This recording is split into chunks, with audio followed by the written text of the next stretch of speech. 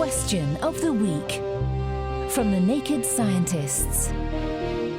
Hello and welcome to Question of the Week. I'm James Titko. This week's question comes in from listener Lotus. If I wear mirrors all over my body when it's sunny, would that keep me cool? Thank you, Lotus. The short answer is yes. Mirrors are very efficient at reflecting sunlight. When sunlight reaches the surface of the Earth, over half of its energy is heat. So a mirror placed in the way of your body will do a good job at reflecting most of that heat.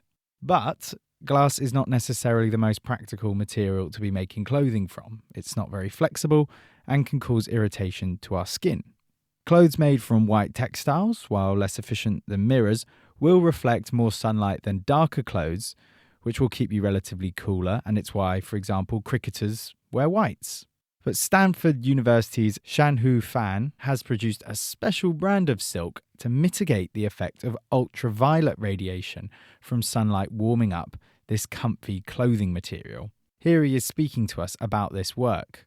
Native silk absorbs ultraviolet light. Absorption of ultraviolet light gives rise to heating of the textile.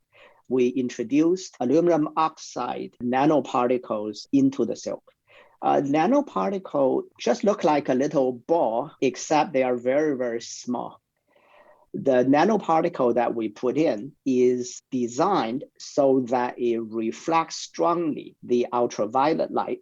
And Professor Fan has proven the effectiveness of his special silk at keeping us cooler.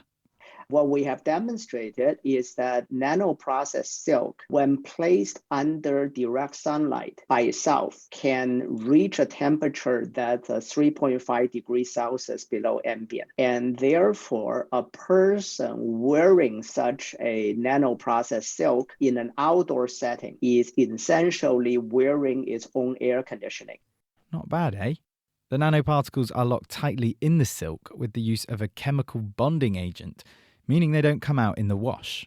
So Lotus, yes, mirrors might keep you cool out in the sun, but there are perhaps more practical solutions out there, aside from seeking shade and drinking lots of water, of course, in the form of white clothing and nano-processed silk. Thanks for sending that one in. Next time, we'll be answering this question from listener Ranjith.